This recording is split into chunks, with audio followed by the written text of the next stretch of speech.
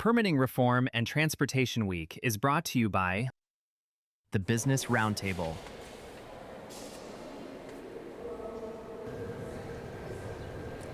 Good morning. Welcome to 535. I'm Scott McFarland. In the Cannon Rotunda, we have busy days here, we have very busy days here, and then we have whatever in the world today is going to be. Multiple confirmation hearings and some high-octane, high-profile Trump cabinet members. We also have a uniquely busy day of scrambling to get money, potentially authorization for the U.S. military, the war in Iran, and we have a lot of public debate here about ICE and ICE tactics and ICE regulations. I'm joined by Paul Kane of Notice.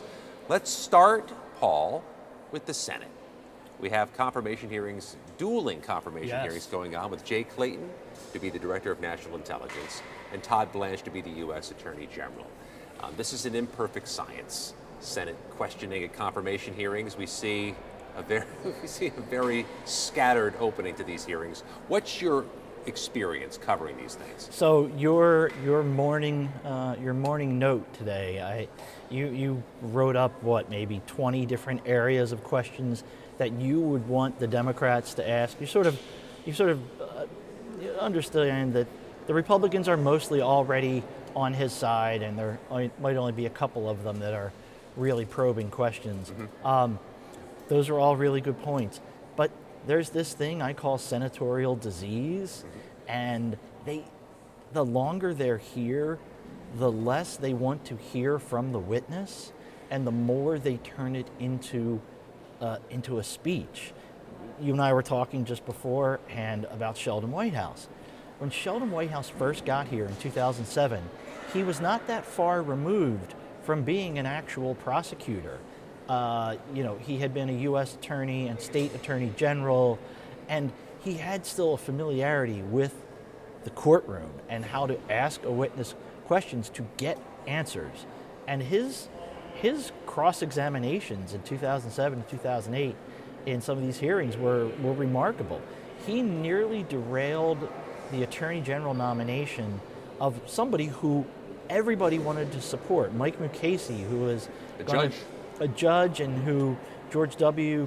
Bush was making his final Attorney General. Everybody was happy because the previous Attorney General, Gonzalez, had been filled with scandals. But Whitehouse broke him down on torture and let him speak and let him talk. And oftentimes that's when they screw up witnesses.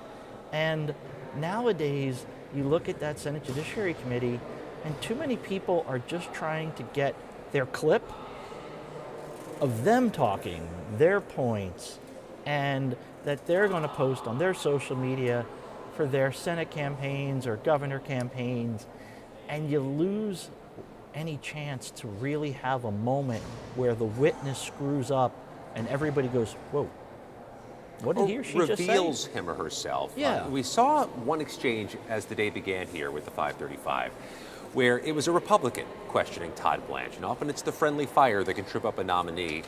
And Todd Blanche's response to Senator John Kennedy of Louisiana was that he is not the president's friend, he's the president's lawyer.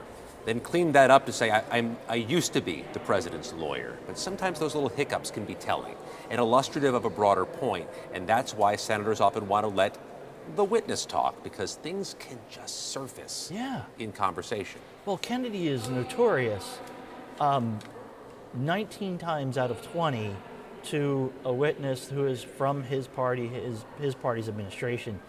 He's kind to, he does his sort of aw shucks colloquial, I'm just a Southern lawyer type routine.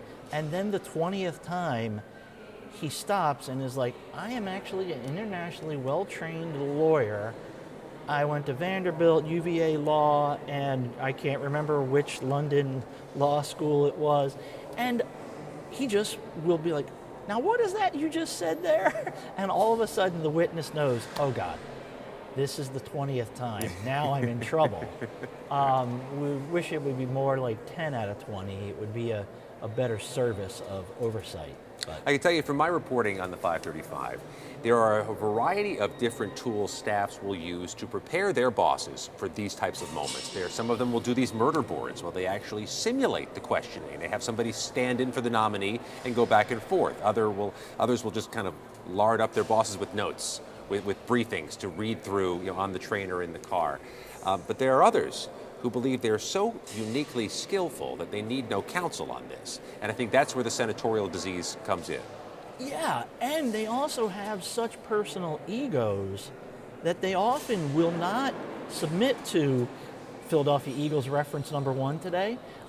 We grew up watching Andy Reid as the head coach of the Eagles, and he was of that school of offensive genius of like, I am going to script the first 20 plays every game. I want to know this play, that play. And I always talk to staff, and I'm like, did you script, like, the chairman was going to ask this questions, next would be this question? Sometimes they're like, yeah, no. And I was like, well, they just ended up repeating roughly the same questions. And staff are like, yeah, it's the same question, but we tried. My boss got to be the one asking it this time. And again, clip, that's going out on their social media. And they haven't elicited new information on this. It can be frustrating. Let's pivot away from the hearings, although Jay Clayton has his confirmation hearing in front of the Senate Intelligence Committee, which was paused from an earlier date and is going on now, to what's happening legislatively. What's your read on where we are with defense authorization, which must pass each year, and funding for Iran? Well, let's start with the NDAA, the National Defense Authorization Act, created in 1960 or 61, I'm not sure now, and has passed every single year since then. It is considered one of 2 holy grails that has to pass, that and the annual appropriations bills that actually fund the agencies. With a unique thread of bipartisanship often in there. The Senate always has anywhere from 75 to 90 votes for the NDAA because first of all, there are projects in that bill for every single state and every single country. Whether your thing is the Navy for naval bases near you or whatever, there's something in it for every senator. The Iran war has bollocksed this all up, and both the authorization bill, which is outlines the policy for the Pentagon for the fiscal year, and the appropriation side of it, which is the actual semicolon here and an exact dollar figure there. How jammed up do you think the authorization bill is? Because they had these sights set on getting it done before the August recess because they don't want to leave this for the unknown ahead later in the year. Yeah, I know, but it might have been trending a little bit better in June when the Iran war really was in a ceasefire and there was some sort of MOU that might get to actual peace talks. But the last week or so, we're back to a pretty hot war. Bombs flying every day. Democrats, again, are saying this is a violation of the War Powers Act. We need to have votes on this. And so any advancement of the NDAA is going to force more votes on that, more discussion of that. And, the House is unveiling a bill today. I think it formally went online this morning that in previous times would have simply been called a supplemental appropriation funding bill to support the war and some domestic emergency stuff. Instead, it is being brought under the party line reconciliation process, fast track. If it gets to the Senate, it only needs 51 votes. It could be Republican votes only. That is in a lot of trouble over here because fiscal hawks don't like burning through $95 billion or so. How jammed up is the House floor in general? Because that's a complication for it too, right? Yes, part of what they've had to do, there have been some far-right Republicans that are demanding this thing called the SAVE Act. It is a sort of federal takeover of election law on a bunch of things, from voter ID to how ballots, how voter rolls work with regard to immigrants, undocumented immigrants, and sort of Trump trying to chase that false narrative of that, millions upon millions of undocumented immigrants are actually voting. And those far-right Republicans have basically been blocking everything from coming to the floor until they get assurances that this bill will be put on a must-pass bill. And now they're going to try and put it on this defense Iran war supplemental bill. It can't get through the Senate. We're 99% certain that it cannot get through the Senate based on the Senate's rules of how it can handle these party line reconciliation votes, unless the Senate turns around and overrules the parliamentarian, which is essentially ending the legislative filibuster. So far, the Republicans don't have anywhere near enough votes to do that. If House Republicans know that the Senate is going to knock out this SAVE Act from their defense spending bill for Iran, I don't know how they're going to be able to vote. They are holding themselves hostage, is the best way to describe it right now. House Republicans, they refuse to do anything until somebody can guarantee them an outcome that they can't get otherwise through standard voting. With a dwindling number of days in session remaining, that's the dynamic. It's quite a dynamic. Paul Kane just shared with you the experience we all have when we all need to brush up real quick on what we don't know. We usually just ask Paul. Now we all have a chance to ask Paul. There's a lot more coming up on 535. Christian Menefee, Democrat from Houston, is going to join us talking about his attempts to pass legislation to better prevent cyber attacks on U.S. water systems. Nationwide, blue states, red states, big communities, small communities. I'll also talk with Dina Titus of Nevada about her efforts on better controlling or regulating prediction markets, and about the war in Iran. As Paul just described, there are some big issues about Iran pressing in the U.S. House as we speak. It's a real busy day here. I'm glad you spent some time with us on 535. Stand by. You're watching 535, and we'll be right back. $1.5 trillion is parked on the sidelines. Projects that would help create good-paying American jobs are stuck in years of burdensome reviews.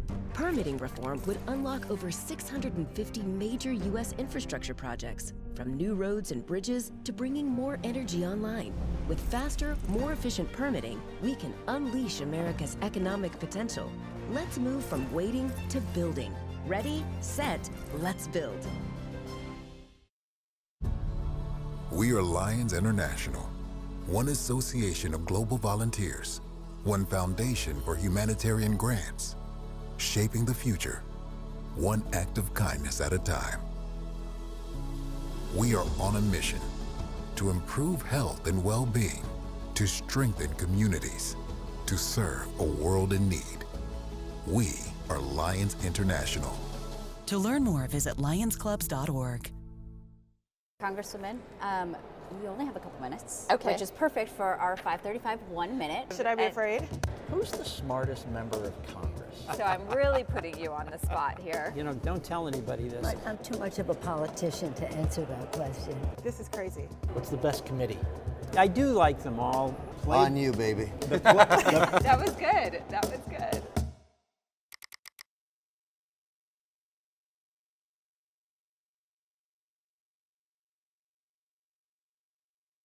I'm Brody Mullins. Welcome back to 535 here with Mark Kita. Mark, thanks for joining us. From Narrative Strategies, we're unveiling today, rolling out today, our brand new partnership, Narrative Strategies / 535 opinion poll. So we're going to start with a major topic for this week, which is permitting reform. Tell us what you found in your poll. In our poll, I should say. Our poll, first of many. Right. Permitting reform is, look, your regular voter, so that, just a reminder, our poll is a nationwide survey of registered voters, fielded a couple weeks ago. We covered a number of topics, but permitting reform it's not something that rolls off the tip of the tongue for your typical voter, but they know about building, and they know about building big things. And the top line finding from this poll is the belief that America needs to pick up the pace. You got 40% of Americans who say it just takes too long to build important and critical infrastructure projects. And it's not just like a theoretical question for them. When we ask, you got about 3/4 of the public who say it's actually a problem if there's important infrastructure projects that they're not getting built on time and on budget. And they're seeing it. We asked a question in our poll around, like, where are you seeing this? Roads, bridges, and highways, housing, energy grid, water systems. All of those issues between 40 and 50% of the public is saying, like, I'm aware in my community of major delays in these areas, and I'd like government to step up and pick up the pace. At the same time, though, it seemed like one of the things you found in the poll was that a lot of people are aware of AI and issues related to AI, but not that many people were talking about it and hearing about permitting reform. The permitting reform, if you ask specifically about the question of, like, are you hearing about permitting reform as an issue, that is not breaking through as a top-line issue. Doesn't mean the issue's not important, because when you think, what is permitting reform about? It's about getting projects online, that we're not just studying projects, infrastructure projects, but they're actually developing them. The idea that, what was fascinating about the poll is that when we ask specifically, and a lot of polling questions we have, you have to ask people, like, give them a little bit of information. So on permitting reform, we asked, we said, do you support updating permitting rules so that we can approve and review projects faster and develop those more efficiently, even if it means potentially streamlining environmental regulations or streamlining community input. And on that question, you had 75% of the public saying, yeah, I think that's good. And they recognize, look, public policy is all about trade-offs. If you just ask, do you want to speed up and streamline and cut red tape for projects? Every American will say, yeah, do that. We want to speed things up. The important question is introducing a trade-off. And the core trade-off with permitting reform is the environmental review piece and the community input piece. And what we see across the data here is that, one, there's a bias towards, let's build a little bit faster. We're not talking about going from 20 to 100, running roughshod over environmental reviews and community input, but going from like 40 to 60 or 70, and that means, look, can we streamline the permitting process a little bit? I understand that it takes an average of 2 years to go through an environmental review. Sometimes it can take up to 7 years. By that point, maybe the communities are already come and gone, and you got a whole new set of residents to deal with, right? Can we pick up the pace on some of those things? And that's what, clearly it's about incremental increase in kind of velocity of permitting. It's not about kind of throwing out all the guardrails. The public is very clear they still want guardrails. And what are you hearing from voters and respondents about data centers? Data centers is a fascinating topic. Because, data centers are in the spotlight right now, a lot of headlines. In the poll, we asked, where are you seeing delays and is that a problem? So about a third of the public said that they're aware of delays in kind of data center development, and that 53% of the public says it's a problem if there are major delays. So there's clearly a contingent of people out there who want to speed up even some data center development. There's a lot of context here, right? But the question on data centers, I think there's kind of two stories here. There's the data centers that power digital infrastructure and everything we know from, like, Zoom to telehealth to Spotify to streaming and Netflix and all that.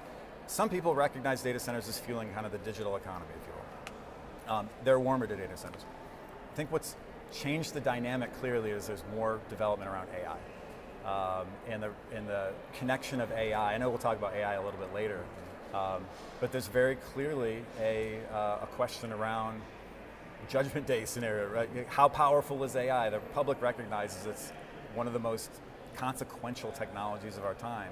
And they have real questions around not just AI, but if data centers are fueling the AI boom, they have real questions of, like, how is that development going to proceed? We can talk more about if you want, we can talk more about data centers, like what's the path on data centers, but we've studied, there's a lot more data in there around, whether it's a data center or whether it's a manufacturing facility, whether it's a a new Walmart or another kind of big box store. Communities have real questions of what's in it for us? What's the deal? Yeah. They're not anti-data center as much as they are more pro, I want to hear the deal for my community. And in the case of data centers, there are real questions that communities ask around water, around rates, around noise, around the broader environment, around jobs. And what we're seeing and the story is just being written on data centers right now, but what we're seeing is that the more durable, the more specific the commitments and the principles are for guiding that development in a community, the more communities are open to that conversation. So let's talk about AI, but let's also get to the working class segment of this poll, because I found that the most fascinating. Yeah. So, for our entire lifetime, for the last 100 years since FDR, the Democrats have controlled the working class, or the working class really made up the Democratic Party. Yeah. What is the poll showing you about those numbers? It is currently the politics is scrambled. Yeah. Nobody owns the mantle of working class. And that means a lot of opportunity for any side of this debate. We asked a simple question. We tested 6 brands, 6 brands/labels. The Democratic Party, the Republican Party, Progressives, Democratic Socialists of America, America First, and MAGA. And we just asked a simple question. How well does this label or brand represent the interests of working class Americans? A couple fascinating things we learned. Number one, the gap between the winner and the top and the bottom association was 12 points. So all of these brands are within 12 points of each other in terms of representing the working class. The other thing is nobody breaks 55%. So there's nobody none of these labels is like owning that mantle. That's the first thing. The second thing around working class is that, or I think the second fascinating thing about this data is how much crossover appeal there is with the movement labels, and this gets to economic populism and what we're seeing in our broader politics. America First. Would you believe that a third of Democrats say America First represents the interests of working class Americans? Would you also find it interesting, which I do, that a third of Republicans say progressives represent the interests of working class Americans? We continue to see in the data that the party labels are polarizing. You have 10 to 15% of Democrats saying Republicans represent interests of working class, and you have the same number of Republicans saying Democrats, which is to say very few of them. So the party labels are still polarizing. What is showing more fluidity and movement is what I'd call the movement labels. America First in particular ranks highly. And just so our listeners have some of the specifics on the numbers. Overall, Democratic Party 55%. A lot. Voters say 55% of voters say the Democratic Party cares a lot or some about working class Americans. America First 54, Republicans 50, Progressives 46, Democratic Socialists 44, and MAGA 43. Among Democrats, I think the parties can take some solace, a little bit of comfort, if you will, in that among Democrats, self-identified Democrats and independent leaders, they put Democratic Party number 1, followed by Democratic Socialists and Progressives. Pretty clear margin between the two. Among Republican partisans, they will list the Republican Party number 1 in terms of representing working class Americans, followed by America First and MAGA. I think there's 2 implications here. One is the working class mantle is up for grabs, and I know both sides. You've mentioned FDR, and there's a lot of conversation of like how that's going to play out in this election. And the other is like this America First. I think there's a real question. We didn't dig into it in this study around like geopolitics, our engagement with NATO and the rest of the world. Yeah. And when you see, a third of Democrats behind like America First banner and a third of Republicans behind a progressive banner, I think that's telling you, this horseshoe effect we talk about in politics, strange bedfellows. I think this is some of the evidence that you're seeing of like, why do you see some of the strange bedfellows in this horseshoe in our politics today? So it's fascinating. So we've got about a minute left. You also say you think that the Democratic Party still might have an advantage with the working class. Is that what you believe? It's. Or what are the Democratic advantages, I guess? The Democratic advantage just in this data is that they've got I mean, it's marginal. Okay. I mean, it's marginal. So it's really up for grabs. I mean, it's up for grabs. I wouldn't take comfort in seeing a 12-point gap and only having 55% of the public saying my party represents the interests of the working class. I think both sides are looking to get that number much higher. And, you know, we've talked before about the importance of the affordability narrative and how much that important that back to permitting reform. Like there's an affordability narrative in permitting reform, for example. Healthcare, there's an affordability piece. To the extent that the parties can develop and deliver a more credible argument on kind of affordability, I think goes a long way on the working class piece. Mark Kita of Narrative Strategies, thanks for joining us on our inaugural Narrative Strategies 535 poll. We'll be back with some more soon. I'm Brody Mullins. We'll be back soon. On 535. You're watching 535. We'll be right back. America leads the world in medicine development. It matters. We get new medicines first, nearly 3 years faster. 5 million Americans go to work because we make medicines here at home. And not relying on other countries keeps us safe. But China is racing to overtake us. Will we let them? Or will we choose to stay ahead? When America leads, America cures. Let's tell Washington to keep us in the lead. I enlisted as a medic to be there to help my patients, and after an injury, I found myself as a patient. I experienced post-traumatic seizures. Depression is a big one that comes along with it, PTSD. So I pursued my PhD in neuroscience and regenerative medicine. The coalition has helped fund my academic pursuits. They genuinely care about helping the vet in whatever way that they can. Through supporting the coalition, you're supporting some of the veterans that have the biggest needs. Visit saluteheroes.org to learn more. In Afghanistan, the IED actually penetrated the vehicle between my legs, but it was a miracle that we all survived in the vehicle. When I began the process to separate from the military, it was during COVID. And with the issues back home, we just knew we got to come back home and take care of the family. So we had to go stay at our mom's house. And there was already 3 people living there and 5 of us, or 8 people. How many bedroom? Like a 2-bedroom. Like a 2-bedroom house. We were desperate. So then when we transitioned to Texas, it was very much so like, what are we gonna do now? When I came home, I needed a new roof due to a storm, and I was about to lose homeowners insurance as well. I applied for Operation Homefront Critical Financial Assistance Program. They've really been a blessing. I'm in the Permanent Homes for Veterans program. They built a house for me, and it's amazing. We got the call, this is your house, and the kids and I took off just to go sit in the driveway and cry. It's life-changing. It took us from a hopeless situation, and now we're homeowners. We have a savings account. The best way to describe Operation Homefront is that it's like a family because they're always there for you. I would say you guys are angels behind closed doors. Operation Homefront has impacted my family in a way that's probably going to be passed down through my family's history. It's definitely going to be a story that's going to be told for generations.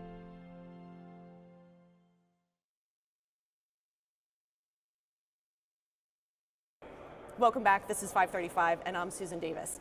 July marks a key inflection point for the USMCA trade deal. My next guest is Arizona Republican Congressman Juan Ciscomani. He's a member of the U.S. Mexico Caucus, and he's been examining this deal. Congressman, welcome to 535. Thank you. Thank you for having me. There are several options on the table for what comes next. Can you talk about what the options on the table are for this trade pact? Sure. So let's go back into history real quick here of NAFTA, right? As this trade deal initiates with Canada, U.S., and Mexico, a historic trade agreement. And then came USMCA 25 years later when the world was a different place. Technology had advanced, rules of origin were different, manufacturing had grown, and specifically in Mexico. So different challenges arose at that time. President Trump took on that challenge in his first term and renegotiated NAFTA and made it the USMCA, the United States, Mexico-Canada agreement, right?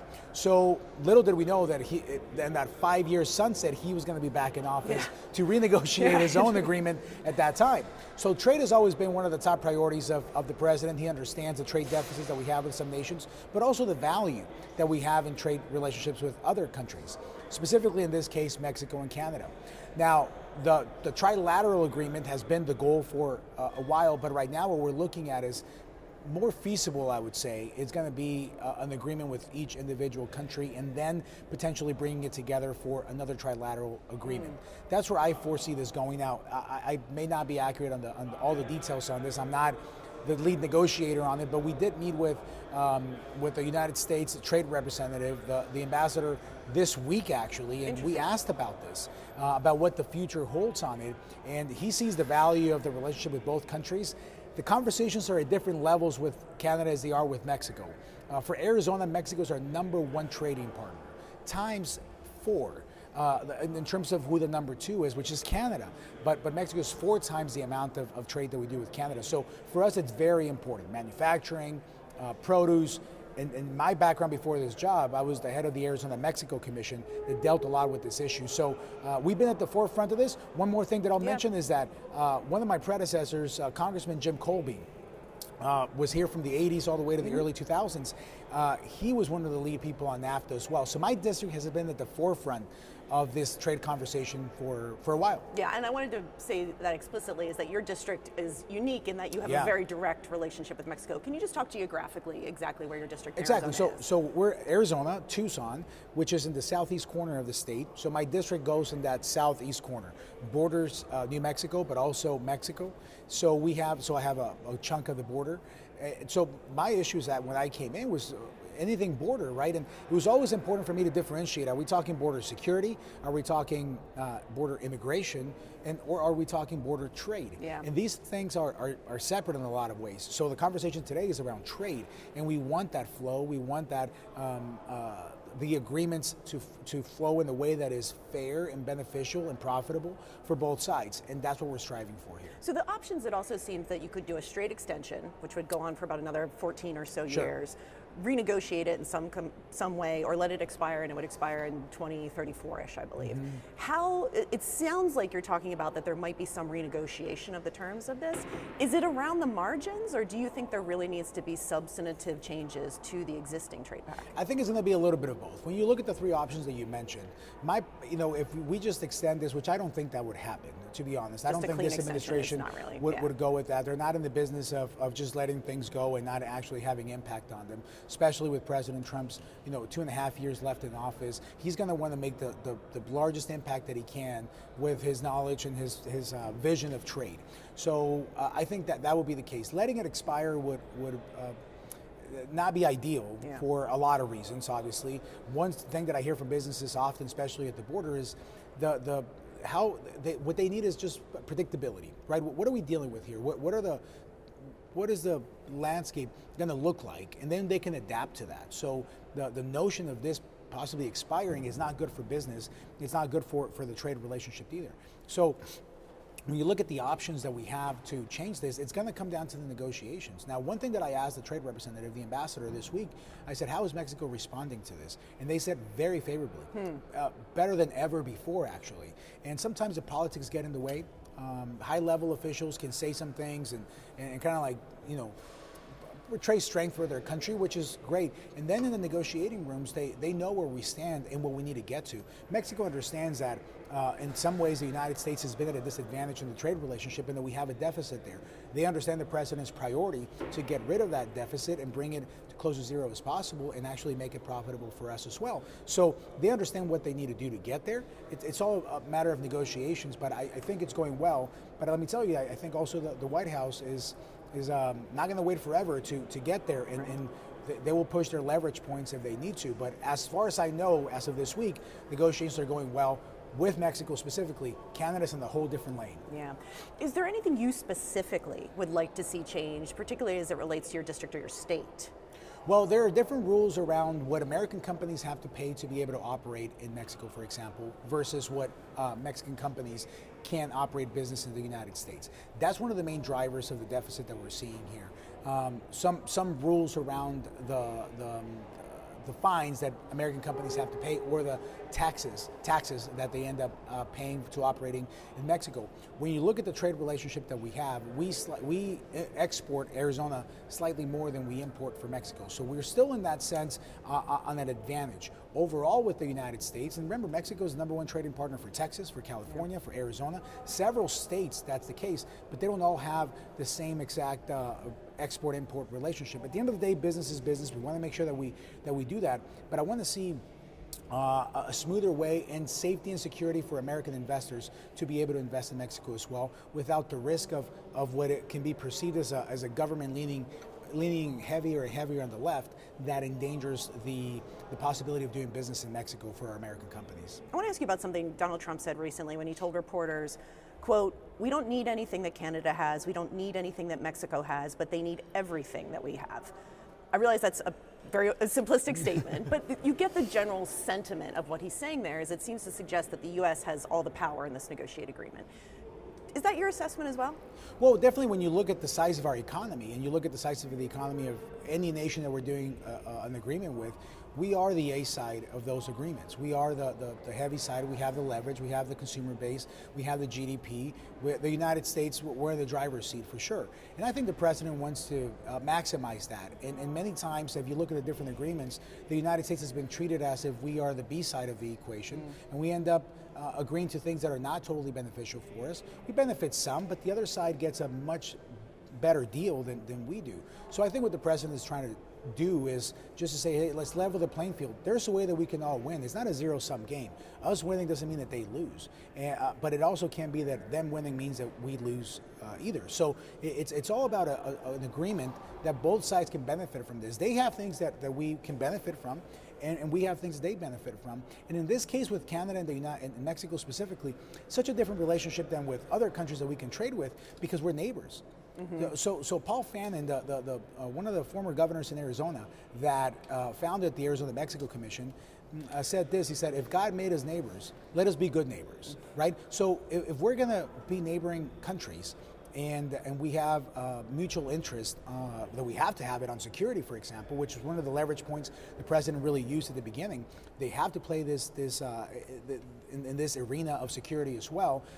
Then let us be good neighbors and let us trade, let us do business. We have a lot of biculturalism going through the border as well, so it is trade, but it is also partnering on security fronts also, and making sure that we understand that we're sovereign nations. We need to respect the laws and respect the border and the crossing.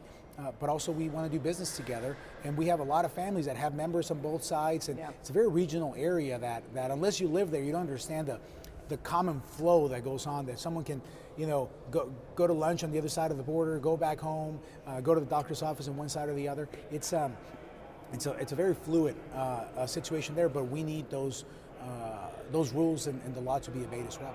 What is the biggest import we get from Mexico? I would think agriculture is probably agriculture. Yes, they provide a lot of our food. Tomatoes is a big one specifically on that. In Arizona now that we have cold room facilities, we started that maybe about 7 or 8 years ago.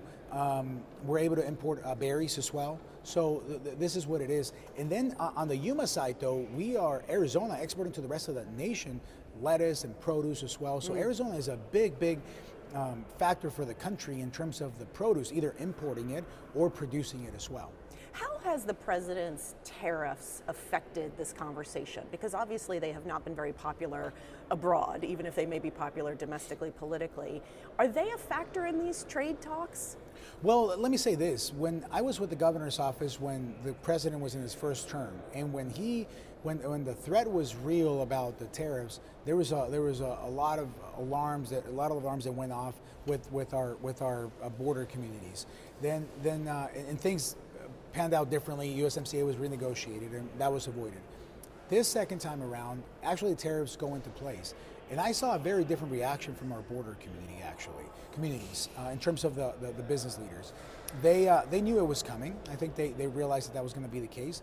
Not that everybody wanted that or they loved it, but everybody understands why that was. They understand what the trade relationship looked like, and business learned how to do business within the rules that were in front of them at that moment. So even the president has said it. He doesn't blame business leaders for taking advantage of the rules of the game and making sure that they use them for their advantage. So all these people on both sides were able to use that for their advantage for the time being.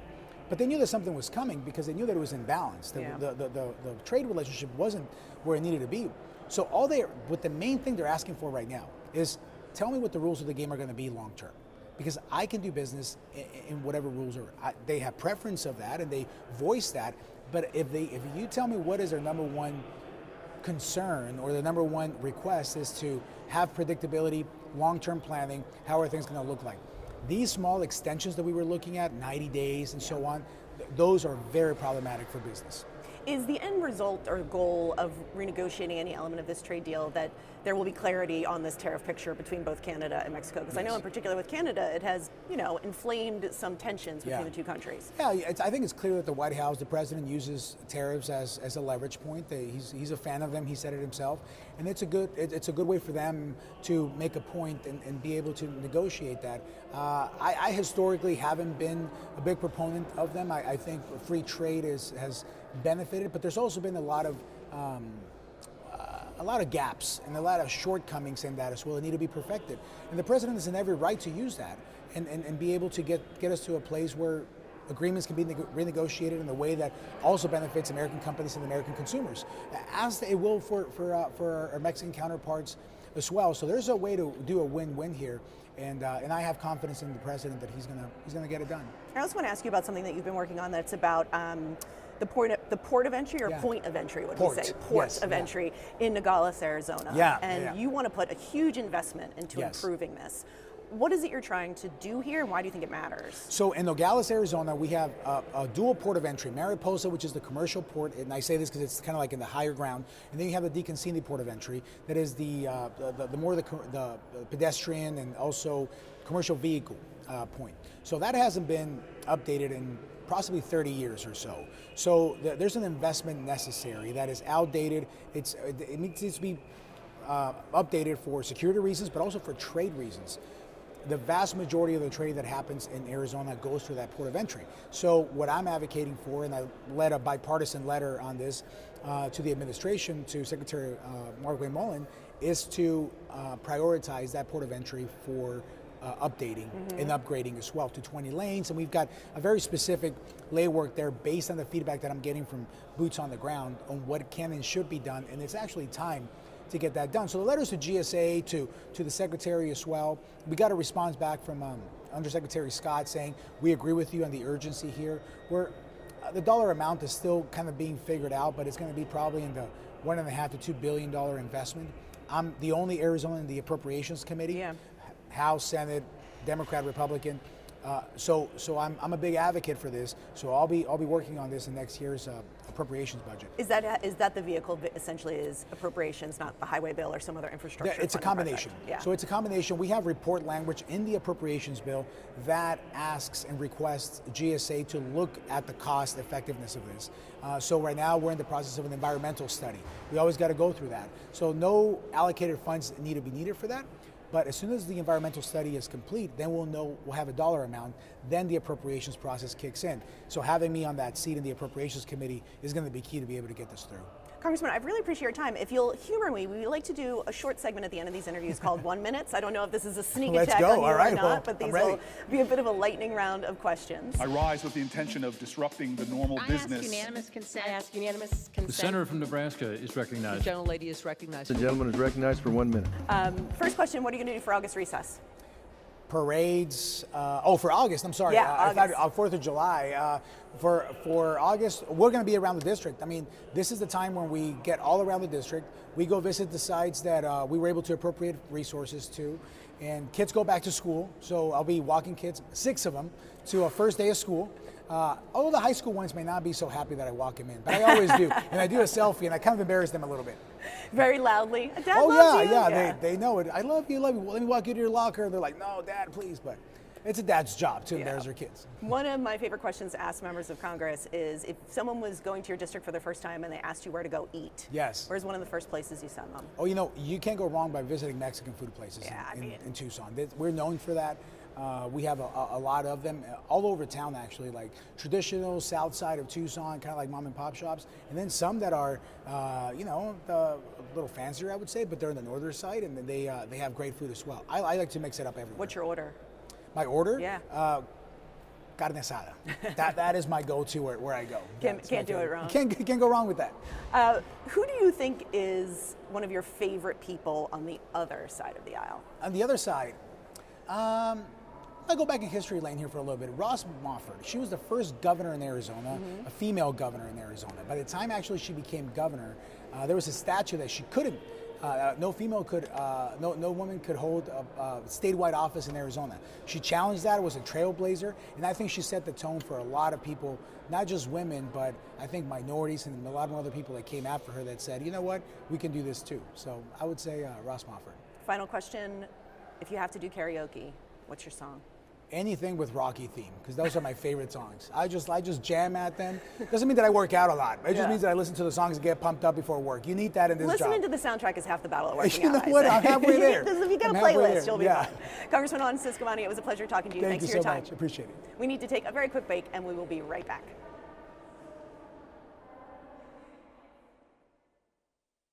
You're watching 535, and we'll be right back.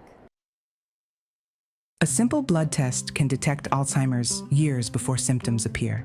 Congress can connect Americans to early, accurate dementia diagnosis by supporting the bipartisan Alzheimer's Screening and Prevention Act, allowing Medicare to cover blood-based Alzheimer's screening. Congress has acted to cover mammograms and other life-saving screenings. Now it can redefine Alzheimer's care, unlocking early detection and access to FDA-approved treatments when they work best. Congress, it's up to you. Paid for by the Alzheimer's Association. America leads the world in medicine development. It matters. We get new medicines first, nearly 3 years faster. 5 million Americans go to work because we make medicines here at home. And not relying on other countries keeps us safe. But China is racing to overtake us. Will we let them? Or will we choose to stay ahead? When America leads, America cures. Let's tell Washington to keep us in the lead. Congressman Molina, thank you so much for being here. My pleasure. Appreciate you having me. Can you explain to people where your district is and what kind of district it is? What do they grow in your district? And is that a big job industry in your district? Talk to me about this bill you have. It's called the Farms Act. What exactly is the problem you're trying to solve with this? Is this something that the administration could address on their own, or does it need to require Congress to pass a law to really fix it? Is this bipartisan at all? Do you have Democratic support? So what's the brass tacks here? Who's your counterpart in the Senate, and what is the path forward you see for this legislation? Oh my gosh. You know, let me think about that.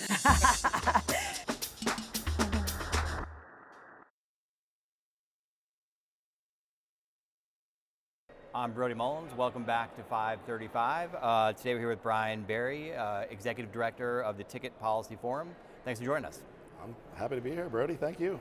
Tell us about the Ticket Policy Forum, roughly 1 year old. Yeah, we're roughly 1 year old.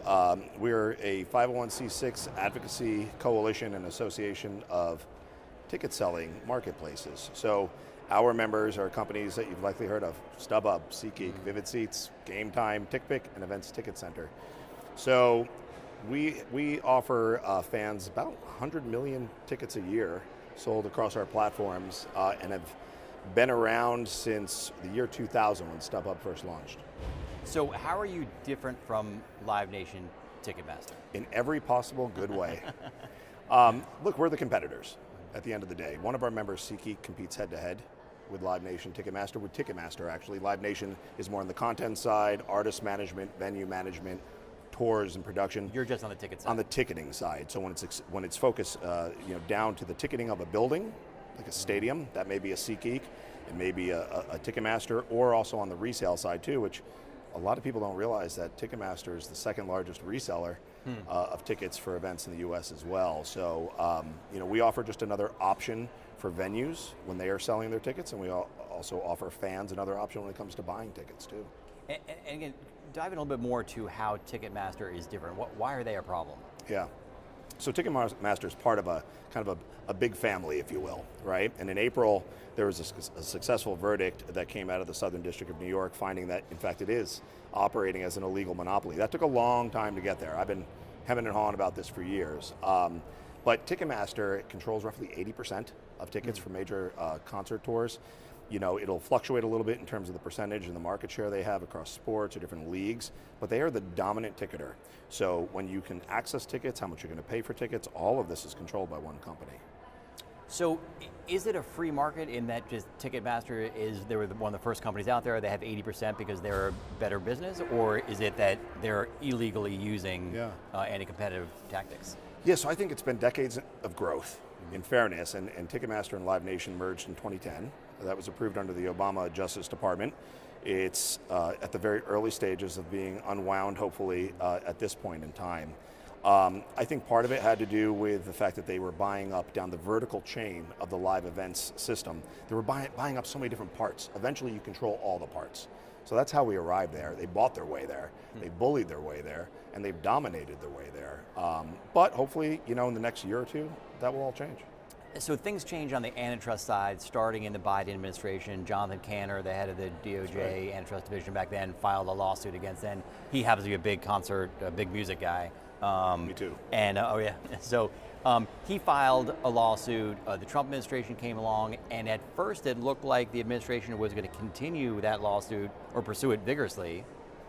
Trump came out with a executive order that asked his antitrust enforcers at the FTC and the DOJ to crack down on this industry. And then what happened? So, after the executive order, not a lot. The DOJ and the FTC did a report. That never went public, so we don't know what it says. We do know on day 3 of the trial, the DOJ reached a settlement. They thought it had teeth. I'm pleased, our industry is pleased that 33 states and the District of Columbia decided to keep on to seek a structural breakup of the company. This is unprecedented, but with this number of state attorneys general together, we think they can pull it off. Why the DOJ settled, they have a calculus that they run through. So you'd have to ask the DOJ. But I think ultimately what happened with the verdict proves that the DOJ should have stayed the course. Let's slow down on that part because you said it was unprecedented. It really was a crazy. It could be a movie almost. I think it should be. It seemed like the Trump administration overall was going to have this very vigorous antitrust enforcement across the board.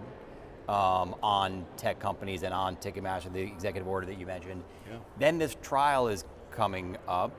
They go to trial, so you think that this is going to happen, and then 3 days in, the DOJ pulls the rug on its own prosecutors. Right, yes, some of the prosecutors didn't even know they were cutting a deal. That's right. They cut a deal for like a $170 million fine or some tiny slap on the roughly wrist. About 1 week of revenue. Right. And the DOJ is asked about this. I think there's never really a great answer on what changed. The Wall Street Journal had some reporting on this. But then the other crazy part is that once DOJ leaves, these states step in. So tell us about the states. Yeah, so 33 states and the District of Columbia, they said, no thank you, DOJ. We're not interested in settling. And I'm happy they did. I mean, it was only weeks later that the verdict was handed down. But I think, during that process is when we got to see what were the bullying tactics used by that company? How, what did dominance and control look like? And we've come to realize that venues didn't have a say on who got to take the stage. Artists didn't necessarily get to have much of a say about what fans were ultimately charged or what happens when they go on tour and what they have to pay. And ultimately, we know this from our own experience that when it comes to ticketing, there was no ability to really break in. Live Nation for years has been able to tell venues, if you want our touring artists, you have to also use our Ticketmaster ticketing service.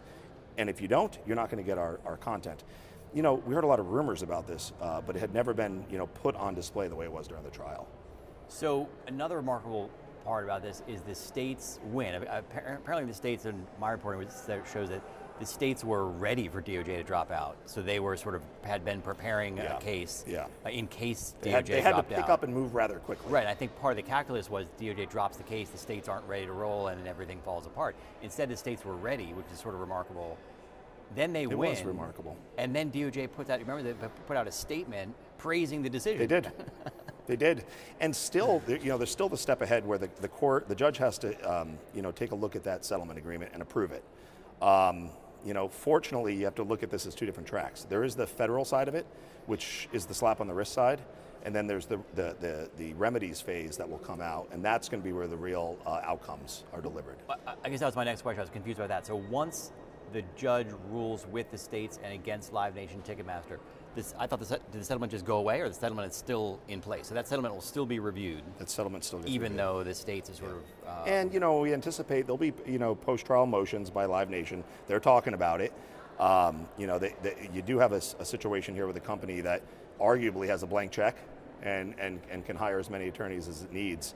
But if you take a look at the summary of remedies that are being sought by the states, We should all get in those grandstands and start rooting on the states and cheering for them, because they are looking for a true divorce of two companies that should have never been married. You know, that will help. They're requiring certain divestments of Live Nation as well when it comes to venues, certain market requirements in terms of how the company will be able to do business with artists and with venues, and what they can do, and importantly what they cannot do to foreclose their competitors in the ticketing space as well. But, you know, there's still a process that has to play out. We're seeing some legislative bodies in the meantime scratch their head and think maybe we should get into this first. That's a legitimate question, but we have to, you know, take a pause. I've told many state lawmakers, let's not try to necessarily reform or restructure the market as you know it today.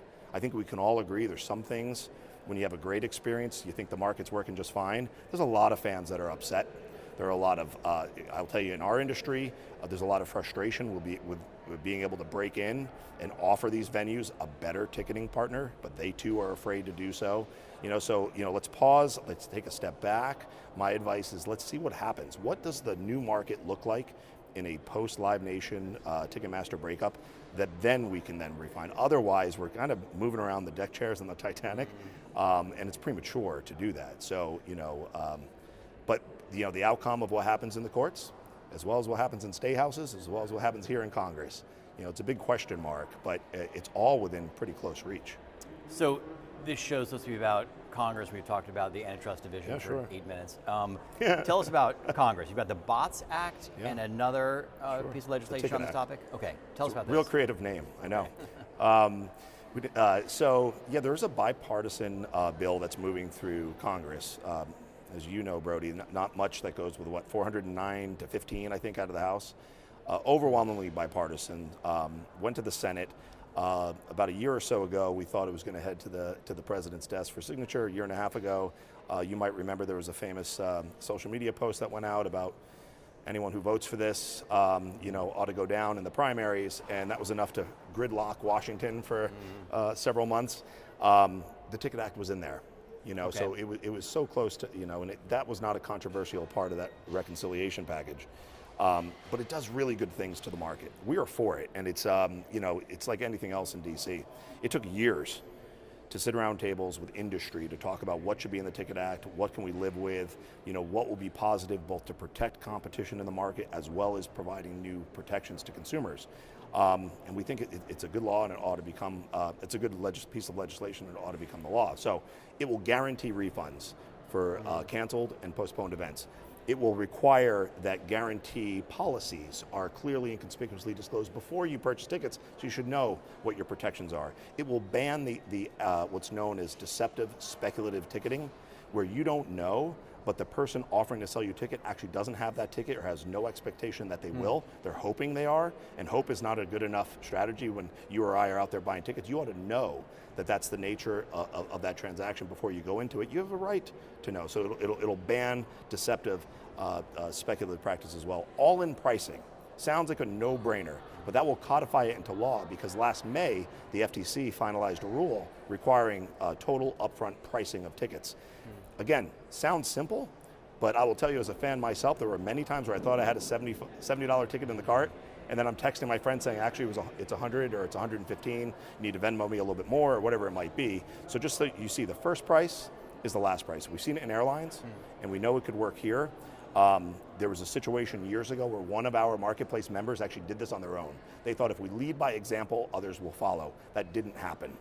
So then we turned to Congress and said this ought to be a federal law, because what we're seeing otherwise is a risk that depending on what state you live in, you might have certain protections afforded to you, but you don't have them in another, and it shouldn't be that way. So we ought to pass this at the federal level. And it's a no-brainer, really, to have upfront all-in pricing, to ban speculative tickets, to ban deceptive websites that pretend to be something they're not, pretending to be a sports team.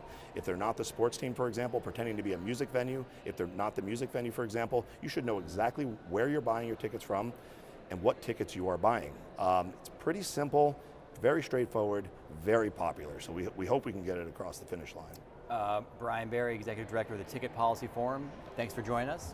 My pleasure. I'm Brody Mullins. We'll be right back on 535. You're watching 535, and we'll be right back. A simple blood test can detect Alzheimer's years before symptoms appear. Congress can connect Americans to early, accurate dementia diagnosis by supporting the bipartisan Alzheimer's Screening and Prevention Act, allowing Medicare to cover blood-based Alzheimer's screening. Congress has acted to cover mammograms and other life-saving screenings. Now it can redefine Alzheimer's care, unlocking early detection and access to FDA-approved treatments when they work best. Congress, it's up to you. Paid for by the Alzheimer's Association. Hi, I'm Elizabeth Rome. I've played many roles on TV and film, but today I want to speak to you as myself about a cause that's very dear to my heart.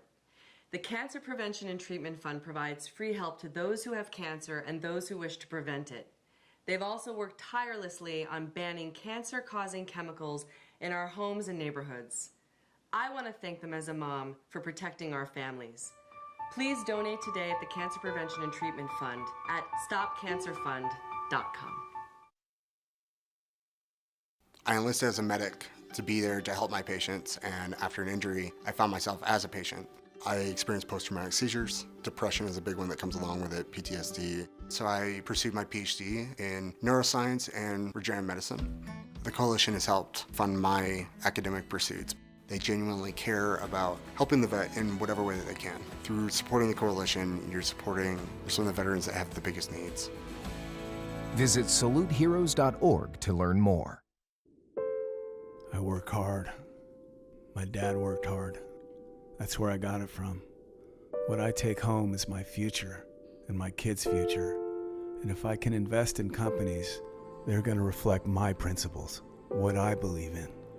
So why would those companies hire outside people to tell them to embrace principles I don't believe in? Congress must protect the financial future of Americans from the foreign-owned duopoly that answers to no one. In Afghanistan, the IED actually penetrated the vehicle between my legs, but it was a miracle that we all survived in the vehicle. When I began the process to separate from the military, it was during COVID. And with the issues back home, we just knew we got to come back home and take care of the family. So we had to go stay at our mom's house. And there was already 3 people living there and 5 of us, or 8 people. How many bedroom? Like a 2-bedroom. Like a 2-bedroom house. We were desperate. So then when we transitioned to Texas, it was very much so like, what are we going to do now? When I came home, I needed a new roof due to a storm, and I was about to lose homeowners insurance as well. I applied for Operation Homefront Critical Financial Assistance Program. They've really been a blessing. I'm in the Permanent Homes for Veterans program. They built a house for me, and it's amazing. We got the call, this is your house, and the kids and I took off just to go sit in the driveway and cry. It's life-changing. It took us from a hopeless situation, and now we're homeowners. We have a savings account. The best way to describe Operation Homefront is that it's like a family, because they're always there for you. I would say you guys are angels behind closed doors. Operation Homefront has impacted my family in a way that's probably going to be passed down through my family's history. It's definitely going to be a story that's going to be told for generations.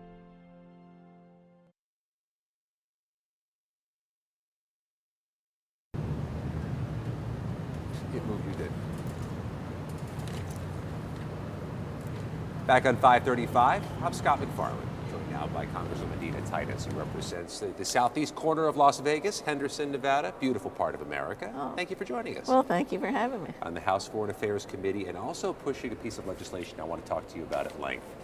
The Fair Marketing and Sports Integrity Act talks about how we should or should not have prediction markets, these uniquely popular emerging prediction markets involved with sports, with, I suppose you'd characterize it as wagering. That's Tell right. us what the bill would do.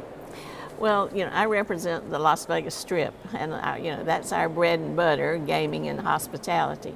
So this dips into what we do call sports betting. And since the court made this possible for states to do this, you've had about 2/3 of the states implement sports betting and a number of the tribes. So this is kind of a big part of income, employment, tax revenue, and when you start calling derivatives or exchanges or contracts sports betting, then you can see how it would make a difference. Now they want to regulate it like hog bellies, and it's just not the same thing.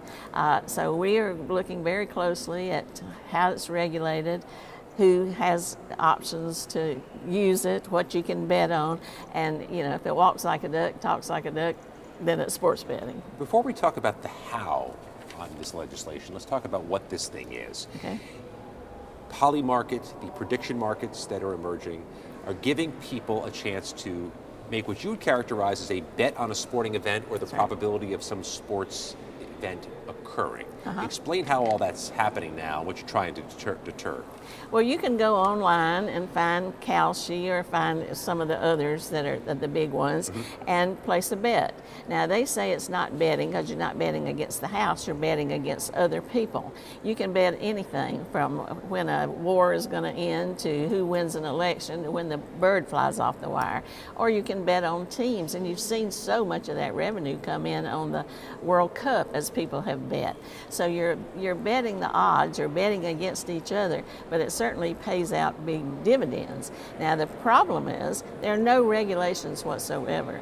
If you place a bet and then you challenge it and they say, no, sorry, you don't get paid, there's not a Nevada Gaming Commission that you can go to and get some kind of relief. Now you saw that during the Super Bowl. There was an incident where somebody was predicted to be in the halftime show. Well, that person appeared on the stage, but they didn't sing. So the people who made the bet thought, well, they should get paid. The people who took the bet said, no, she didn't sing, she didn't entertain, so you don't get paid. There's no regulation, no concern about age, problem betting, no contribution to the local economy. So it's really just a kind of an encapsulated exchange of money as opposed to contributing to a community like regular gaming does. Let's talk about what the dissenting voices are saying here. That they'd prefer to do this type of wagering where you don't have the house taking a rake, taking parts of the money, where you can be, I suppose, more decentralized with how you're making your wagers. There seems to be a market for this. People seem to want this. The risks you mentioned aside. Oh, they do. It's very popular, especially popular among young men who use their phone a lot for games and other things. It's real easy and convenient, and so that's where the market is. They advertise it on college campuses, at halftime of other sporting events, so there is real appeal. The appeal is the odds are better and it's more convenient. But the odds are better because they don't have to meet any of the regulations. I'm not saying they can't do sports betting. I'm just saying if they do it, they need to follow the rules of either the tribe or the state that have already been put in place wherever they're offering these bets. Elsewhere on the Hill here today among the 535, Congressman Josh Gottheimer, Democrat from New Jersey, Congressman Jeff Van Drew, Republican from New Jersey, are also talking about this issue of sports betting and how it could encroach on the local business. Do you hear pushback, Congresswoman Titus, that this is parochial for you because you represent the Strip, that you may be having parochial interests, which is your job, but makes it more difficult for you to convince others? Well, there is a gaming caucus, it's a bipartisan caucus. We've got bipartisan members who are signing on to our bill and who, as you mentioned, are supportive of doing some kind of reining in of Kalshi. But remember, gaming exists in all states but two, Hawaii and Utah. So it used to be parochial. Right. You used to go to Las Vegas. Now you can go just about anywhere. And it exists on tribal lands too, so they're very concerned about it. So I think it's gone beyond that. And there's concern too among some people, not just about the sports betting angle, but about how Kalshi can take bets on things that are so prone to ethical challenges, like trading stocks. You can determine the result of a bet just by, I can send my staff to say they know how I'm going to vote on a bill, and they can make that bet. So it's real conflict of interest issues too. And certainly there's a lot of consternation among your colleagues about these places allowing betting on things that are just destructive or dangerous or detrimental to us all. We shouldn't be gaming on them or wagering on them. I'm wondering, at the halfway point of your career here in Congress, there was a legalization of sports gambling outside of Las Vegas, outside of Atlantic City. How do you read that? What do your constituents say has been the overall impact? Is that a big business now? Has it unleashed this monster, or is it a more incremental change? No, I think it's big business now. Originally, when gaming started to spread beyond Las Vegas and then a little New Jersey, the industry was worried about it because it would be competition. But it's turned out just the opposite for two reasons. One is that the big companies from Las Vegas have done the spreading. I mean, they're running these casinos in a lot of places around the country. So it'll be an MGM in so-and-so or Boyd Gaming somewhere. So they've profited from the spread of it too. And second, when people get a little taste of gaming, they enjoy it and have fun. They want to go to the mecca of gaming, which is Las Vegas. So it's brought kind of some new folks to town. So it hasn't hurt the industry. The spread of gaming hasn't hurt. But now, when it's unregulated and it can compete not on an even playing field like this sports betting that's not called prediction markets, then that makes a difference. One final question on this topic. You mentioned problem gambling and having services stood up for problem gamblers. That's part of the regulations that states have, that jurisdictions have when they first legalize gambling. How is that performing? I mean, do you have a sense in Nevada how well the problem gambling services are getting after the problem, or is it trying to douse a fire with a bucket of water versus a fire hose? Well, they make a real effort. They have a public information campaign that's put out. All the states do. A certain amount of money is dedicated from the different casinos to these programs. And they work with a number of problem gaming, kind of like NGOs, but organizations that are concerned about that. And it ties right into mental health. Now, there's some people who don't like gambling at all, don't want you to do it, think it's bad, think it's addictive. It's not going to satisfy them, but at least it is a commitment to try to help the most vulnerable. And that is not a localized problem. It's a problem that exists in any community, whether it's right. legalized there or not. I want to shift to your role in the House Foreign Affairs Committee, which has been a distinctively busy committee this year, perhaps more so than usual. Let's start off with the War Powers Authorization that went through your committee's ranking member. Do you think this war is now officially unlawful? Well, you know, they have been very clever at saying that the time stops. The bell, you know, the tolling of the bell stops when there's a ceasefire. So that 60 days has kind of come and gone and come and gone. And so where are we in the 60 days? I think it's unlawful. I think that subverts the intention of the War Powers Act from when it was originally passed, but it doesn't seem to faze this administration. What do you make so far of the peace process that seems to have been interrupted but had been in place for several weeks? Well, it's very hard to come to a conclusion and make peace and declare victory when you don't know why you were there to start with. There were many reasons offered for why the president went to Iran. Was it the nuclear material? Was it the imminent threat? Was it a regime change? Was it helping Israel? Was it getting rid of the rockets? You know, what was the reason why we went? So now, how do you declare victory? I think there is no peace process. The whole MOU was so vague and so hurried and so lacking of details of even some of those things I just mentioned, that it wasn't going to work to start with. That we had no real leverage over Iran. They knew apparently we weren't serious. The president always caves, and you've seen that again. Are we going to fire? Are we going to on the electric power plants? Are we going to block the straits? Are we going to negotiate with whoever? So there is no peace process, and the administration is having a hard time justifying why they're there, why they went there, why they hadn't gotten anything for it, why they've given all this money away without any conditions, and how do they get out of it? We're speaking with Dina Titus, Congresswoman from the 1st District of Nevada. Based on what you're hearing in the Foreign Affairs Committee from your fellow Democrats, from the chairman, what do you think the impact has been on America's foreign relationships in Europe and with key allies? Well, it's been negative, and it's been negative internally. Certainly the public opinion polls here are opposed to the war, and just look at gas prices and you can understand why, because people don't generally get involved in foreign policy much. They're more concerned about domestic policy. But internationally, it certainly has made a difference. Look at the role that the president played at the recent NATO summit. The rest of the world can no longer trust the United States because they don't won't stand by their word. They can no longer depend on the United States to defend them because they've done so poorly with these threats and the results in Iran. You know, I have a number of delegations who come and visit me from other countries, and they're very circumspect in the beginning. But by the More end, so than they used to be? No, just but diplomatically, yeah.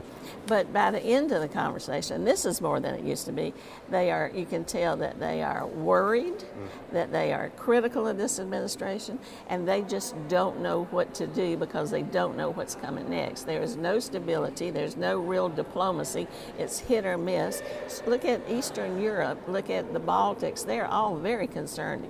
Once Ukraine goes, then the dominoes fall, so they're concerned about that. Recently, Turkey now, they're going to give F-35s to Turkey. Greece, Cyprus, those surrounding countries are very concerned about that.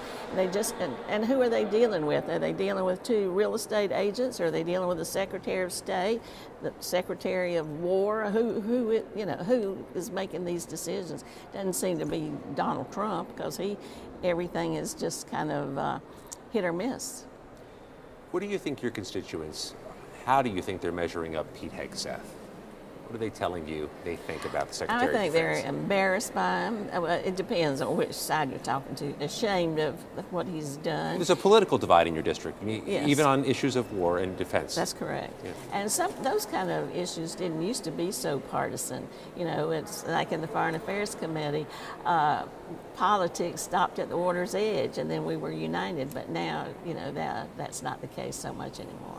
I want to go to a speed round here of other questions in our remaining time. Okay. First of all, your background is distinctive. Formerly professor at University of Nevada, Las Vegas, UNLV. Why do you think this emerging generation is so cynical about college? Why do you think that they're so unconvinced it's something they need to do? Well, over the years, there was a time when I was the most liberal person in the room, and then there was a time when I was the most conservative person in the room, and then there was a time when nobody gave a damn about politics. That is reversed. People do care about it now, but they don't see the value of a college education in the big picture terms of helping you do critical thinking, or helping you appreciate culture, or helping you understand the context in which you live. Now it's all about the dollar. Which major gets you the best job? Is that a problem, or is that practical? Well, it's practical, but I think it's a problem because I'd like to think they play the long game and not just get the next check. But the result of that is, a lot of those jobs are being taken by AI, or they're afraid they are, but you've seen people booed off the stage at graduation because they mentioned AI. Students realize that that's going to have an impact. Students are moving back in with their parents because they can't pay the rent or buy a house. So I think they just don't see how it pays off, and they are in for immediate gratification these days. I appreciate your answering that. You have the unique visibility of somebody who was in academia before being a public policy maker, and I wanted to go emphasize that you're wearing the school colors as you sit here today for UNLV. I didn't notice that, but yes, I am. You're in your 9th term now. Does this place feel different than when you started? It's gotten worse. Gotten worse? Yeah, in terms of what about partisanship. Okay. Now you really have to look hard to find a person on the other side that you can work with in probably a niche issue. There's not just much congeniality. Are you having success with that, at least finding those pinpoints? Well, I am. The Infrastructure and Transportation Committee is not so ideological, not such a partisan committee, because everybody needs roads and bridges, and so we've had some real, definitely. And so we've got some real successes in that legislation. But one of my favorite one is working with Brian Mast, and you know how conservative he is. But we found something we agree on, and that's that the VA should not be testing on kittens and puppies. And so we have had some real success in stopping that process. And so there's something that we both care about that we can work on without talking about the other MAGA things. One of the questions we have on our list for members I like to ask most is, what's the best food in your district? Which is hard because you have Las Vegas and the Strip, which has culinary delights left to right. Yes. What would you pick as among the best? Well, we have culinary. That's one thing that we should mention. The culinary union we can serve anything to any number of people, and it's always fabulous. Las Vegas used to be prime rib and shrimp cocktail. Yeah, that's all we had. That's the cliche. Yes, and now we have all these foodie people, all these fancy chefs, and you can go along the strip, of course, and get good food, but the wine's going to cost you about 3 times as much. Our advantage is some of the sous chefs spin off and open their own restaurants, and then the wine is reasonable. But a lot of people brag about the food that's offered in the new kind of Pan-Asian area of town. That's really bustling, so I'd recommend trying that. And then downtown's become real funky and interesting too. James Trees is a great chef, and he has several restaurants down there. When you have the culinary union like Nevada has, you really have probably an infinite number of answers to that question. That's hard to pinpoint. Thanks for drilling down. Dina Titus, representing Nevada's 1st District since 2009. Thank you for your time, man. Well, thank you for having me. 535 continues on a particularly busy day in the U.S. House and U.S. Senate in a moment. You're watching 535, and we'll be right back. $1.5 trillion is parked on the sidelines. Projects that would help create good-paying American jobs are stuck in years of burdensome reviews. Permitting reform would unlock over 650 major U.S. infrastructure projects, from new roads and bridges to bringing more energy online. With faster, more efficient permitting, we can unleash America's economic potential. Let's move from waiting to building. Ready, set, let's build. Hi, I'm Elizabeth Rome. I've played many roles on TV and film, but today I want to speak to you as myself about a cause that's very dear to my heart. The Cancer Prevention and Treatment Fund provides free help to those who have cancer and those who wish to prevent it. They've also worked tirelessly on banning cancer-causing chemicals in our homes and neighborhoods. I want to thank them as a mom for protecting our families. Please donate today at the Cancer Prevention and Treatment Fund at stopcancerfund.com. Welcome back to 535. I'm Brody Mullins here with Dave Bauer, President and CEO of the American Road and Transportation Builders Association. Yeah, we get paid by the word. Thanks for joining us. We're talking about the Surface Transportation Reauthorization Bill passed the House Transportation and Infrastructure Committee, waiting for House floor action. Right. Let's start talking about your association. Tell us about the association and how it got started. Sure. We began in 1902. The original name was the American Wheelmen Association, but we represent the entire U.S. transportation construction industry. That's project owners, project designers, contractors, equipment manufacturers, suppliers, basically anybody that is involved with making the roads and bridges that move America. Great. And tell us about the bill and give us a little bit of a background in how the reauthorization process works. It's a 5-year reauthorization? Yeah, it is. It's a 5-year bill. It authorizes almost $580 billion in highway, public transportation, and safety investments. And the current bill expires this September 30th? Yes, that is correct. The current law expires on September 30th, and this was part of the current current authorization measure was part of the 2021 broad-based infrastructure bill. Okay.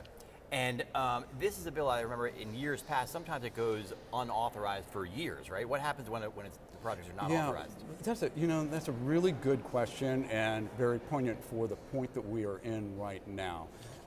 While there are a lot of things that happen in surface transportation bills, what makes it a must-pass piece of legislation is that without an authorization in place, whether it's a long-term or a short-term, money can't be spent out of the Highway Trust Fund, and that means the Federal Highway Program and some of the public transportation programs cannot, keep those funds flowing to the states for projects that are underway.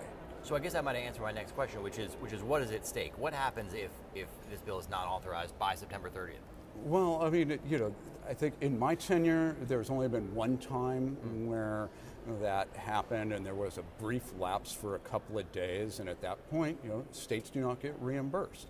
And also, what's really, impactful is that a lot of the Federal Highway Administration and its staffing are paid through a takedown of the federal highway investment, and without that in place, during those 2-day periods, like 15, 20 years ago, there was a furlough of Federal Highway Administration employees. Wow. And so this bill passed out of the committee in May. Tell us about that markup. That was one of these all-day markups where there's a million different amendments. Yeah, I mean, and members of Congress have lots of ideas, and that's our process. I mean, but what's most important about that is that it was approved 62-2. I mean, this is a true bipartisan measure, and I think that that's something that should not be overlooked in any way, because not only did the House Transportation Committee move forward in a bipartisan way, we've got the same type of process that's going on in the Senate with the various committees that are involved there. And it's been said many, many times, and it remains true today. There's no such thing as a Republican road or a Democratic bridge. And so remind us, speaking of Democratic roads and Republican bridges, remind us what's in this bill. This is railroads, this is highways, this is everything. Yeah, the surface transportation programs are mostly the highway program and the public transportation programs. Yes, there is a rail component to it, and also it authorizes funds for the Federal Motor Carrier Safety Administration as well as the National Highway Traffic Safety Administration. So you've got highways, transit, highway safety, and trucking safety. Okay, and then I know this is not exactly your department, but there was this big dust-up this year on this railroad amendment that J.D. Vance was pushing. What does that tell us about how the Republican Party I'm gonna stay in my lane on that one, Brody. I mean, smart move. Pardon the pun from a highway guy, but I mean, I'm gonna stay in my lane. So the bill passes the committee. Yeah. It's now trying to go to the floor. Where do things stand on the House floor? Okay, so as you already said, it was approved in May, and they authorized the resources, and we're currently in the process of waiting on the Ways and Means Committee to generate the resources necessary to support the investments. The largest component of what is going to pay for those investments continues to be revenue from the federal gasoline and diesel taxes. But as has been the case since 2008, Congress has had to generate additional revenue to supplement current user fee revenue to be able to support the investment levels that they have deemed necessary. And you're telling me before the show, it's traditional that one chamber will move and take a long time, and then a second chamber will usually move a little faster? Yeah, I mean, I think that's sort of that's been the way things have happened, but it doesn't have to be that way. Okay.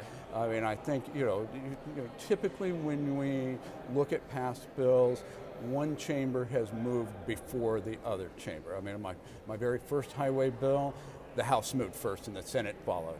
The 2021 infrastructure law emanated from the Senate, and then the House passed it several months later. And then, September 30th seems in normal world, a long time from now, but in the congressional calendar, it's really not and I think, at the risk of being Captain Obvious, there are not a lot of days left, or legislative days left before we get to September 30th. There's going to be a mad rush of activities, and I think there are a lot of reasons, why this measure has the opportunity to be part of that mad rush. I mean, there aren't many bills that pass a committee 62-2 and have a bipartisan product on the other side of Capitol Hill that has been being developed. Those type of things create, especially with the narrow margins that exist on Capitol Hill, the potential for action. So you're saying in your entire time at the association, the bill is only, or the law is only been not authorized for a few days. So that means there was one lapse. I mean, my sense is, and I'd have to go Google it or whatever. But I mean, it was like 2012. It was like in the around 2010. But I mean, it was just a couple of days, and it was a hiccup that was rectified very quickly. I guess my point is that for most bills that are out there, if you haven't passed the House and you haven't passed the Senate and you need to get done by September 30th, it's not going to happen. But in your case, you think. Yeah, one way or another. I mean, you're either going to have a multi-year bill enacted, there's going to be an interim measure of some shorter duration, sometime. I mean, those have been as short as a matter of weeks to, there was a 1-year extension that was put in place in 2020, or we're going to have a lapse. I mean, and I don't think that there is any indication that there's going to be a lapse. I mean, and so We are definitely looking at some kind of action between now and September 30th. And is it too early to say what the major differences are between the House bill and the Senate bill? Because it really isn't. We have not seen a Senate product. Okay. I mean, there's not been committee action, and so somebody may be able to answer that question, but it's not me. Yeah. So, we live in an environment now where Republicans and Democrats seem to constantly be fighting with each other. Mm-hmm. But on your issues, they really come together. Can you tell us about how, or has that changed? Yeah, I mean, I don't think so. Like I said, 62-2. I mean, 62-2. That is a pedigree that is really unique. And, we have the same type of process that's going on in the Senate. And I think that even though the 21 infrastructure law, it was more partisan in the House, I think that was because of a lot of things on top of the surface reauthorization. I mean, in fact, there were a great many people who voted against that bill or didn't support it that supported the projects in their state. I'm not implying anything disingenuous. I'm just saying that there were other components of that that probably got in the way of the type of support that I think we have the potential for with a pure surface reauthorization like the House and the Senate are moving this year. Got it. And how do you make the case to people outside of Washington that these big federal investments in highways and other surface transportation projects are worth the money? Yeah, that's a great question, and it is a challenge. And I think that there are a lot of ways to answer that. But one of the most important things to understand is that federal highway investment, on average, supports 52% of all state highway and bridge spending. And there are some states that rely on federal investment for 70% or more. And so that is, for many states, their entire construction program. And what we have spent a lot of time doing is focusing on the projects that are funded with federal dollars. And we do that through social media to make sure that people in that state know what they're getting in return. We also have created a portion of our website, arpahighway-dashboard.org, that provides state-specific and project-specific information on projects supported with federal dollars. That site has been visited by 3,000 people, 8,500 times since the beginning of this year. Dave Bauer, President and CEO of the American Road and Transportation Builders Association. Thanks so much for joining us. Thank you very much for having me, and best of luck with the 535. Well, thank you very much. Okay. I'm Brody Mullins. We'll be right back on 535. You're watching 535, and we'll be right back.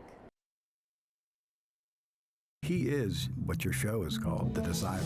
It's Washington's hottest new show, and it has the Beltway buzzing. Americans, they know BS when they see BS. Pulitzer Prize-winning journalist Brody Mullins. Is this era ending and is a new era beginning? And veteran strategist Lisa Camuso-Miller. Have you ever had to tell a client no? Talk to the biggest and most influential players. We wanted $1 million. He said done. Rewriting the rules of influence. Business is going to be on the ballot. Congress needs to do their job. They become lapdogs rather than watchdogs. The people who never talk. That's such a good question. Talk to them. It was kind of fun, actually. It's Washington's only show by and for insiders. Welcome to the Deciders. Watch weekly right here on 535. You're watching 535. This is 535. You're watching 535. You're watching 535. You're watching 535. We're live from the Capitol, and 535 starts right now.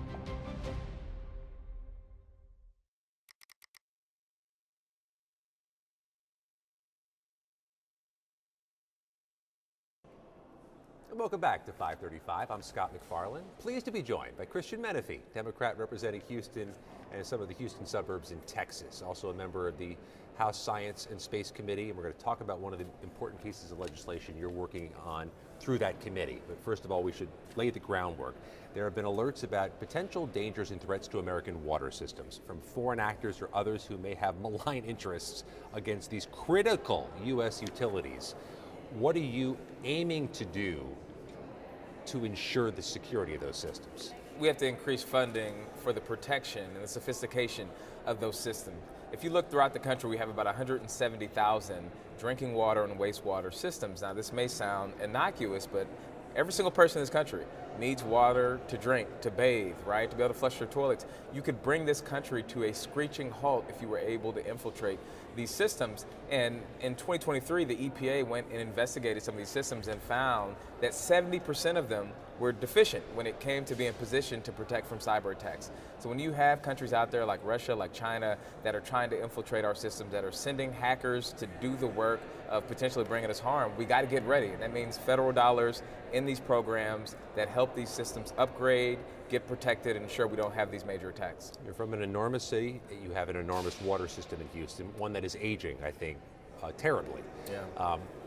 What needs to be done to retrofit a massive system like that and get it into the world where you feel more comfortable that it's insured and it's safe?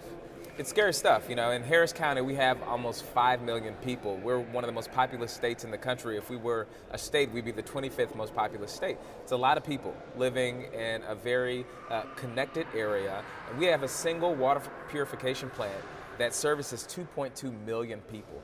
That is a single point of failure in the system. If hackers were to be able to infiltrate that system, bring it all crashing down, we'd be in deep trouble. On top of that, we have the largest medical hub in the entire country in the Texas Medical Center, home to MD Anderson, which studies and treats so many cancers throughout this country. So we have to be able to upgrade our infrastructure. That means federal dollars to make these systems more sophisticated so that there's no one single point of failure in the system, and adjusting to the time. With the proliferation of AI, of enhanced technologies, we're now saying that things that may have taken weeks or months to hack could take days or weeks. And this is not hypothetical. It happened in Texas in January. 3 different cities were targeted. And in one city, Russian hackers were able to make a tank overflow because they got in the system and they messed with it. So we have to invest in upgrading our systems. We have to invest in upgrading our infrastructure. And that is a role of the federal government, because this is not just a local issue. This is a national security issue. Let's pull the curtain back as to what you specifically see coming out of the legislation. You need funding to better ensure the security of the systems.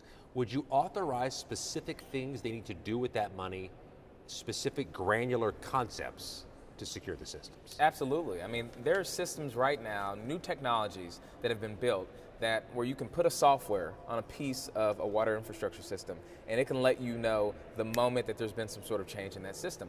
There's also systems that are air-gapped, meaning that they're not directly connected to any type of internet system, so that it all happens locally, so that somebody sitting in front of a computer in Russia doesn't have the ability to virtually go in and destroy these systems. So there's a number of things that we'll have all the smart people take a look at as to what we want the EPA and the Department of Energy to specifically do. But the most important thing is if the money's not there, you can't do anything. And so I'm so grateful that the Science, Space, and Technology Committee is coming together in a bipartisan way to address this issue, which is so important to us. You know, in Houston, we had Winter Storm Uri hit us in 2021, and we saw some of our water systems were offline during that period. We had people across the state who died during a freeze, which is not something you would expect to hear in the state of Texas. So I'm committed to working with anybody. I don't care if your party is red, blue, purple, doesn't matter to me. We should be working together to protect against this national security threat. Before I shift to other topics, on the issue of water resources, water security, water resources and development, what you all call WRDA up here, am I sensing a unique bunch of bipartisan coalitions on those issues? Because it feels like one of those issues where I'm not getting that political toxicity that cleaves people apart. That's right. I mean, look, I've been able to work with folks on the committee and even preparing for hearings and thinking through concepts. And although I've only been in Congress, I'd say about 150, 160 days, this is one of the issues where I'm saying that there is direct alignment.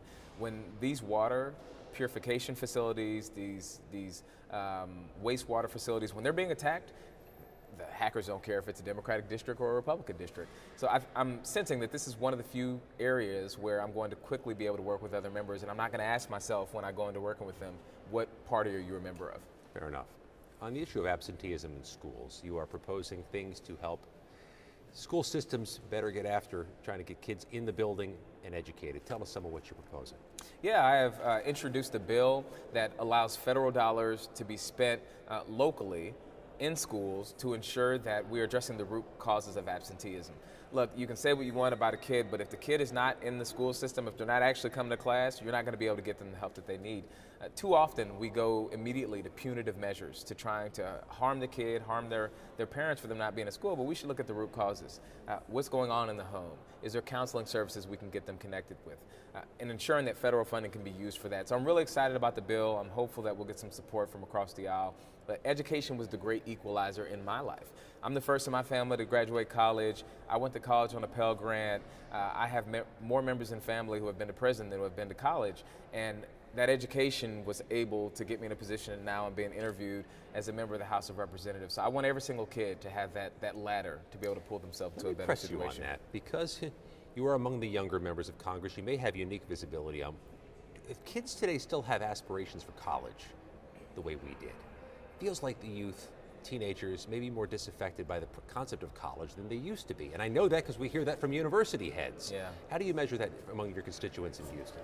I just saw online that someone was trying to explain the very popular show Love Island, and they said, hey, you have to think about, a lot of these kids went to high school during the pandemic.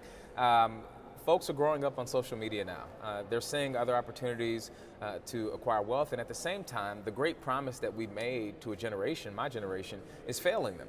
We told them, you go off, you get the good education, and everything's going to work out well for you. Well, then technological changes happen. Now AI, and we're about to see an entire level of white-collar jobs be eliminated, because now instead of hiring 6 people, you can hire 1 person who can do the job of 6 people. So that's why I'm working hard to ensure that we invest more in apprenticeship programs and bringing back skilled labor, the types of jobs where you can work 20 years and be able to go off and do better for your family. So I think we need a cohesive approach that addresses skilled workforce training, but also college is too dang expensive right now. You know, people are going to school and it's $50,000 a year. I left law school with $200,000 in debt. I can assure you, I did not have $200,000 worth of education. So we need to address the affordability of our higher education institutions. Let's go further on the issue of affordability. How do you measure how this Congress is tackling the issue, how this administration is tackling the issue? Horribly. I mean, you have a president who has said himself that we can't afford to pay for people's child care because we got a war going on that he put us in, that nobody else has asked for, and that's the reason we can't afford it. You had a member of Congress from the Texas delegation just yesterday say on the steps of the Capitol that the way he's going to address affordability is to have a nice lobster in anticipation of the 250th anniversary of our country. I think the problem is here in the Beltway, and I say this as a newcomer, you got far too many people who are getting Beltway brain. They're more focused on their own personal wealth with the president and his billion-dollar crypto scam. They're more focused on their own prestige, their own celebrity, instead of the issues that are impacting Americans. People are going to the grocery store and it's more expensive. They're going to the gas station, it's more expensive. So I'm hopeful that my party takes back the majority in November and we can get to the legislating of the issues that people care about. What could that be? What could be legislated on affordability? It's a pernicious problem, not one that you can solve with any silver bullet piece of paper, but what would you advocate your colleagues get after? Yeah, so one thing is increasing the minimum wage. Look, I worked at a local grocery store when I was in high school and graduated high school in 2006. I remember getting my promotion where they said, you are now earning $7.25 an hour. That was 20 years ago. That is still the minimum wage in this country. Nobody can take care of a family without an amount of money. We have to address housing supply in this country, which is incredibly low, and it's making it so that folks can't find an affordable place to live. There is federal investment that can go in all these areas to really help people, and of course addressing the healthcare issues. But a lot of these issues have been exacerbated by this president, by this administration, so that he can move money around for his weaponization fund, for his war in Iran, instead of the kitchen table issues that people care about. But the last and one of the more important ones to me is addressing money in politics. Look, part of the reason why you've seen a Congress go so wayward to where they're focused more on tax cuts for billionaires than they are on working class issues is because they're concerned that in their next race, billionaires will put billions of dollars into races and candidates who are running against them. So we need a political system where people elect their politicians, not politicians drawing maps that are beneficial to them and kowtowing to billionaires who are going to fill their campaign war chest. Explain to the 535 what your new district went to and what it is now. You are part of a redrawn Texas now. Yeah. What would it be and what's shifted for you? Right now, I represent a district that starts pretty much at downtown Houston and goes way up north to Bush Intercontinental Airport. My new district flips on the axis of downtown Houston to where now most of my district is south of downtown. I have 75% change. So I only What's represent. that like when you get redrawn and you have to learn a new part of America? Well, I'll do you one better. I had to learn this new district in 3 weeks because that's when my next race was. There are a bunch of similarities between the two districts, but in many ways the neighborhoods are completely different. But the saddest part of this whole thing is that these districts were redrawn at the direct request of President Trump, and our governor, Greg Abbott in Texas, did exactly what he asked for. But I've seen real courage coming from Republicans in states like Indiana who have told the president, I'm not going to screw over my residents just to further your political agenda. So I'm hopeful that we'll see more governors across this country who are willing to stand up to the president. But this was about one man knowing that his so-called one big beautiful bill was not going to win the hearts and minds of constituents, and instead pencil whipping the map so he could get more seats. We talk about your district. We have a series of 1-minute questions for you, Congressman, about your district. I rise with the intention of disrupting the normal business. I ask unanimous consent. I ask unanimous consent. The senator from Nebraska is recognized. The gentlelady is recognized. The gentleman is recognized for 1 minute. New district or old? What's the best food in your district? Oh man, I am a barbecue guy, so I'm going to have to go Triple J's Barbecue or Ray's Barbecue. And a honorable mention, Frenchie's Chicken, because their peach cobbler is fire. I like that we went honorable mention in that. I like that you didn't leave out the dessert part of the meal. That's I'm nice. a Texan. I mean, we are eating in our state. Let me tell you something, Mr. Menefee. We've interviewed a number of Texans. The consistency of the barbecue answer really is striking, but not a surprise. What is the one thing here that you would change in Congress of how it functions, the administration of Congress? What would you fix? I would limit the impact of social media. I think there used to be a time where you could work across the aisle, you could take a picture at a bill signing that helped millions of people across the country, you could put it on your wall and be proud of that picture with that member of Congress from the other side. Now, if you do that, you're going to get assassinated on Twitter. It makes people focus more on running to the most extreme fringe parts of whatever ideology, instead of trying to find areas where we can work together. Look, I have been a thorn in the side of Republicans in the state of Texas for a long time, and I continue to be a fighter, but I want to find more opportunities to work together because my job here is to get stuff done for people. Lastly, you're new to this world. You're getting your sea legs pretty fast, but what surprises you about this, or what's the one thing you didn't expect you find challenging in this job? My father did 28 years and 11 months in the Coast Guard, so I'm going to personally tell him that you said I got my sea legs, because my sea legs are horrible. You know, one thing I love about this place already is just the ability to immediately have an impact. When you speak, people care what you have to say. When you speak, you can shift policy. And being in that very humbling position to be able to move the needle to help people, I very much love. One thing I am not fond of, it's a whole lot of walking. You know, in Texas, in Houston, we don't walk. We get in cars and we drive places. Here, if you got votes, you might have 3 vote series in one day. You're back and forth to the office. It's a lot of that. That and then just the polarization that we've seen. You know, look, people on the outside of this building are upset. And they're upset because they feel like their politicians have been captured by interests that are not their constituents. And that's a real lack of trust that the American public have with the folks who serve in this building. So my goal is to try to address that and be as authentic and genuine as I can. But I am loving the opportunity to be able to make some real difference. If you measure the steps, you get above 20,000, you know it's either been a very good day or a very bad day, but that's the type of world we're in here. And it's a culture shock for a while, but that's why you wear nice, comfortable shoes, Mr. Menefee. A Texan who is sweating out his shirt in Washington, D.C. is so embarrassing to the humidity of Houston, but I'm making my way. It's part of the joy. Christian Menefee represents Texas. Thank you for your time, sir. Thank you for having me. 535 continues in just a moment. We're glad you joined us. You're watching 535, and we'll be right back. I work hard. My dad worked hard.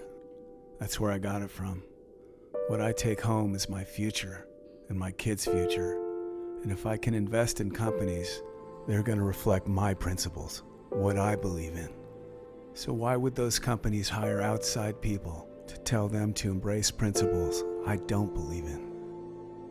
Congress must protect the financial future of Americans from the foreign-owned duopoly that answers to no one.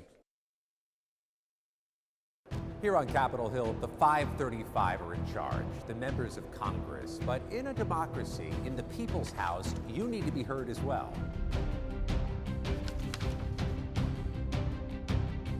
So the you have questions or comments or ideas, submit them to us at 535.news, because here with us, the floor is yours.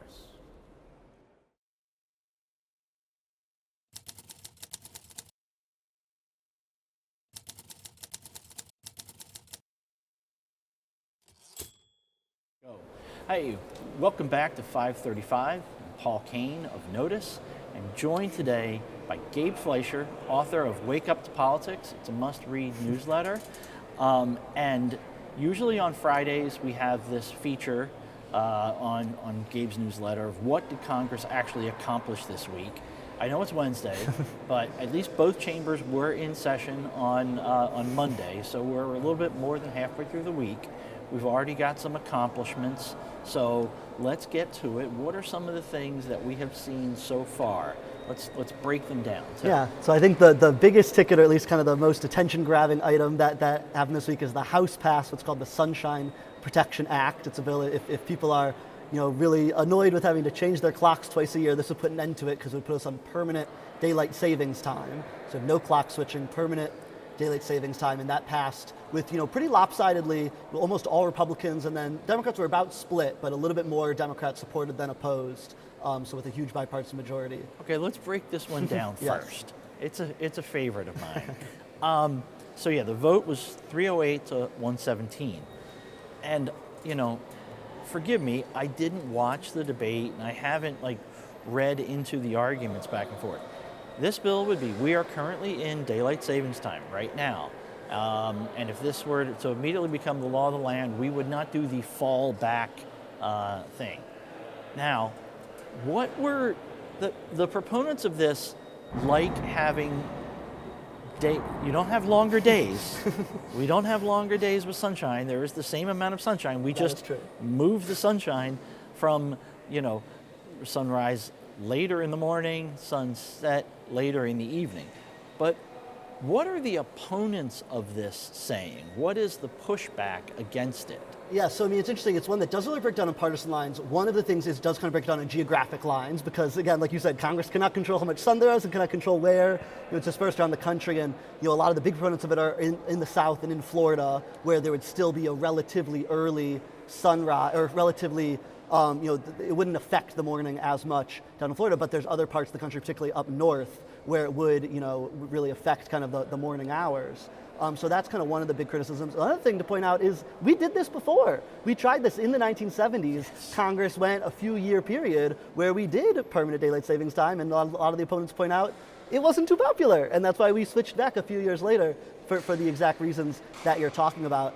That while people may have appreciated the later sunlight, in the morning, the darkness in the morning did not end up being so popular, and that's what a lot of people have pointed out. Was it Trump has endorsed this, yes, right? That's right? And is that the reason why the Republicans now seem so overwhelmingly supportive? I think that's part of it. Were there any Republicans who voted against There this? was some, yes. There was, I think, about 20. About Okay. 20 Republicans who voted against it. I think, it is really, I think, Marco Rubio was the big sponsor when he was in the Senate. Yeah. And people might remember kind of snuck it through by unanimous consent. Tom Cotton kind of was not told and would have objected. Yeah. So I think, the Florida delegation obviously has a lot of power right now between Trump and Rubio. I believe also, obviously Anna Paulina Luna, she's also a supporter. Obviously Mike Johnson's been trying to kind of coax her in line in terms of the SAVE Act. So I think this is partially a way to kind of get her and some of the other kind of right-wing Republicans who do support this, in line with the rule, and other things, kind of a handout to them, kind of a carrot to them. So I think those are some of the dynamics of why we saw some action. Okay.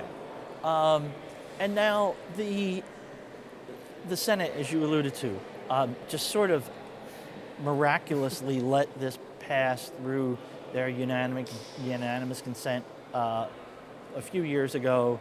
Democrats were in the majority. It was one of those quirky things where they call it hotlining a bill. They ask all 100 offices whether or not they oppose it. And I don't think anybody really expected it to go to clear.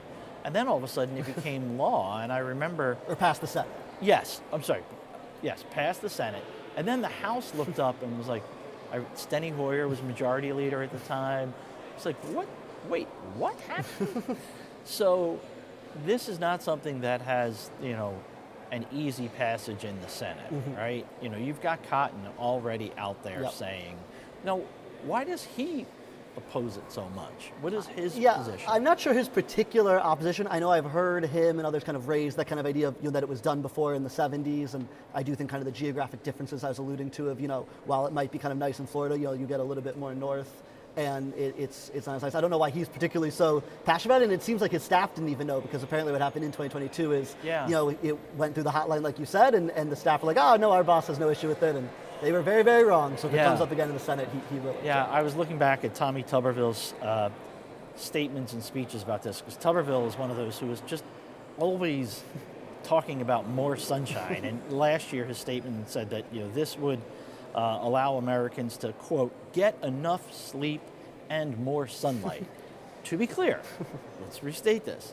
You would just be having the sun rise later. So, you know, if Donald Trump likes to play golf apparently late morning, early afternoon, this will have no effect on him.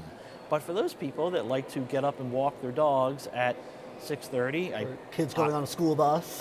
I was walking Bruce and Lily this morning at about 10 after 6. There was some sunlight. If you have this permanently, especially in the winter, you know, even here in Washington, D.C., you would have sunrise at some points at like 8:30. Go further north up into Maine, and it would be like after 9 o'clock. You'd basically be like Northern Europe. So yeah, kids waiting for school bus in the dark. This is not an easy call. All right, so what else has happened this week in Washington? What else have they gotten done that we don't focus on nearly as much? So another interesting bill that passed the House unanimously this week. So, you know, as people may know, you know, it is illegal for foreign nationals to contribute to candidates, to campaign committees in politics. So there's almost no way for, you know, if you're a foreign citizen, for you to kind of, you know, pour money into American politics. The exception being, as we know, a lot of states and cities have ballot measures every year. There's always, you know, California, we know, always has like a huge long list of them, but other states do too. And a few years ago, there was one in Montana where there was an energy company, a Canadian energy company, that was trying to pour money into an energy ballot measure in Montana, and it went up to the FEC that basically said, you know, we're looking at the campaign finance law, and there really is nothing against foreign nationals donating to ballot measure campaigns. The law says you can't to candidate committees, but they said to ballot measures, there's really nothing against this, and so that is kind of like a loophole. And we know, you know, ballot measures can be about abortion, legal marijuana, minimum wage. I mean, these can have huge impacts. And so it is kind of one little loophole that foreign nationals are able to sneak through, and so that was a bill that passed the House this week that closed that loophole and ban foreign nationals from donating also to ballot measures. So it would be a federal ban, but on state and local elections? Exactly, yes. Huh, okay. That's not exactly something that is a small c conservative approach. True, yes, yeah, not exactly federalist, yeah. 30 years ago, the 1996 elections, the Democratic National Committee got into a lot of trouble because they were accepting donations, and there was a whole bunch of questions regarding whether or not there were foreign nationals that were sliding money into the DNC. And the Senate, it was not the Homeland Security Committee at that point, because the Homeland Security Committee didn't exist. It was governmental reform, chaired by Fred Thompson. They did a big investigation into this, and it was a big deal, and they clarified the rules a lot more. Okay, what else do we got? So there's interesting, there was like several bills on kind of airport security that also passed through the House this week. There was two, one that passed unanimously, basically, you know, a few about kind of TSA, kind of like waiting lines at TSA. One that would kind of, these two bills that would create pilot programs, one for members of the military, and that passed unanimously. Members of the military and their family would kind of be able to go expedited through TSA. And then another bill, slightly more controversial in that it got, I believe, like about 20 or so nay votes, that were about a dozen or so nay votes that would give lines for basically families with kids 12 and under. And you saw some kind of Freedom Caucus Republicans, as well as Jim Himes and Jake Auchincloss. I don't know why, I could not find any statements from them, but two Democrats who opposed that as well. That would be kind of expedited screening for both military members, and then the one that had a little bit more opposition was for families. Does this bill increase the number of TSA workers that would be handling this? Because if you're expediting for one set of travelers and you don't have more TSA, that means you and me are probably standing Exactly. in line a bit longer. Exactly. I don't believe so, and it should be noted they're both only pilot programs, so it would be certain numbers of airports across the country. So it would immediately be enacted, and I do not believe they include any more funding into the TSA, but that does bring us to another airport security bill that passed this week in the House. And basically, when you buy an airplane ticket, every time you pay $6.50 to a security fee. That it's there itemized when you buy your ticket, and it's listed as this kind of 9/11 passenger security fee. That if you read that, you're like, oh, that's going to TSA and to fund airport security. But actually, it doesn't, at least not completely. And actually, huge chunks of that have gotten diverted to other purposes over the years. And so that's another bill that passed the House this week to maybe, I don't know if they did it together on purpose to kind of address what you're talking about, but it would actually make sure that all the money that, and we each pay $6.50 every airplane ticket, and that it says it's earmarked for airport security, it would go, all of it, to airport security. And so that would give a little bit more funding to kind of TSA and to security. Sounds like the Social Security Trust Fund. Okay, final thing, I want you to talk a little bit about, you attended a Supreme Court hearing.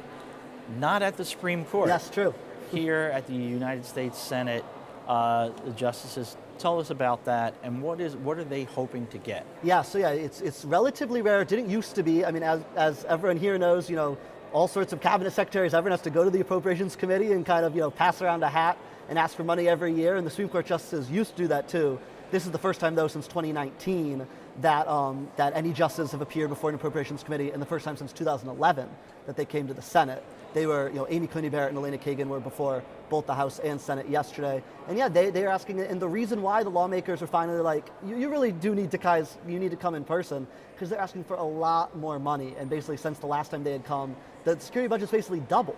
And it's, as we know, there's been a lot more threats, just like here in this building. The Capitol Police obviously has been tracking a huge uptick in threats to members of Congress. It's the same with federal judges, a huge uptick of threats to Supreme Court justices, and they're asking for a lot more funding, basically to kind of, just in the last few years, they now have around-the-clock security at all the justices' homes, and they're trying to increase those details, trying to move it over from the Marshal Service to the Supreme Court Police, which is why there was kind of an emergency supplemental to kind of further that goal in the January funding bill that passed to end the shutdown in January, and now they're asking for even more to kind of, saying, that there's kind of a lot of threats in their lives, and they're asking for more security. Amenable or not amenable were most Congress? Yeah, I mean, there was really no objections at all, and even most of the members from both sides of the aisle who would ask, they still went through the motions. They would ask, why do you need this, and why is this? And there was a little bit of upset because it seems like the January request, it seems like kind of came really last minute and without much explanation. But it was kind of funny. Every member who asked about that, they really, all of them were prefaced it by like, we know you need this, like we're not upset, we're going to give it to you, but just explain us a little why. So it really did seem like something that had bipartisan buy-in. Members of Congress themselves want more money and more security. All right, everyone, that's all we have for today. Coming up tomorrow on 535, the top Democrat on the House Armed Services Committee, Adam Smith, Lloyd Smucker on getting our arms around the debt and deficit, and Politico's Josh Gernstein on the topic we know he knows best, Supreme Court. He broke the incredible story 4 years ago about the Dobbs hearing. It'd be great to hear from him. All right, everybody. On behalf of all of us here, thank you for watching. If it's important to the 535, it's important to all of us. See you tomorrow.